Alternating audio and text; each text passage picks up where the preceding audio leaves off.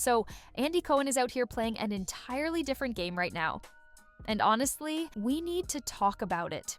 Because there is so much happening all at once, and it is giving major chess masters energy. Let's get right into this Leah McSweeney lawsuit because I know you guys have been following this.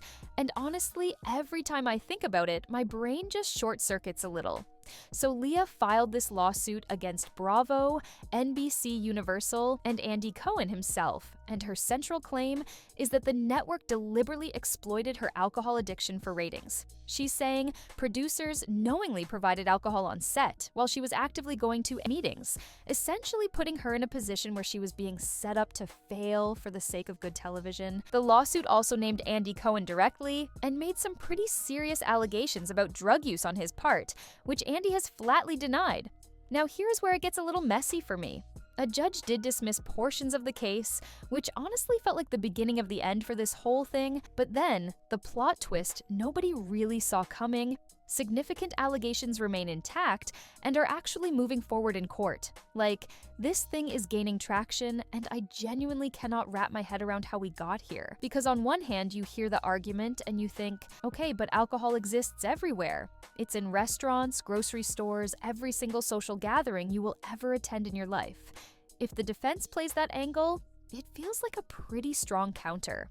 But on the other hand, if Bravo producers were actively and intentionally putting someone in compromising situations, knowing she was in recovery, and specifically using that vulnerability to create dramatic content, that is a completely different conversation.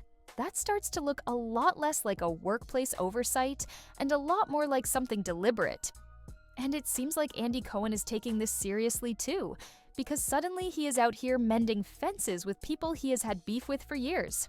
We are talking Carol Radziwill, Nene Leakes, and even Kathy Griffin. And Kathy has roasted this man to his face publicly, so the fact that there is some kind of reconciliation happening there is genuinely wild to me. Insiders are saying this whole peace tour could be strategic, more that Andy might be trying to shore up support and reshape the narrative around himself while the legal spotlight is still very much on him. And look, whether it is strategic or completely genuine, the timing is what it is, and people are going to read into it. That is just the reality of being a public figure in the middle of a lawsuit. But here's the thing about Andy Cohen right now. He is not just playing nice and staying quiet. He is simultaneously mending bridges with some people while absolutely not entertaining others. When Jill Zarin and Taylor Armstrong started weighing in publicly, his response was essentially call E, as in call E News, because I am not the one. He made it very clear that two people who are no longer employed by Bravo do not get a seat at his table for this conversation, and he was not subtle about it. Like the man is picking and choosing exactly who gets his energy right now, and honestly, that is a very intentional move. He also had to clear up some rumors that have been swirling around Real Housewives of Beverly Hills, specifically the one going around that new cast member Amanda Francis quit halfway through filming. Andy shut that down completely and then went on to defend her in a way that felt really genuine.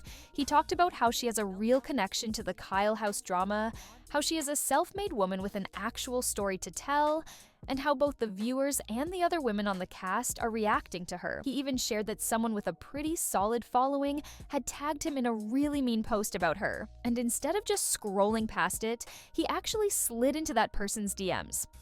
He told them he appreciated the passion for the show, but reminded them that Amanda is a real person with two small kids who is going to wake up and potentially see that post and have her whole day destroyed over something that was filmed a year ago.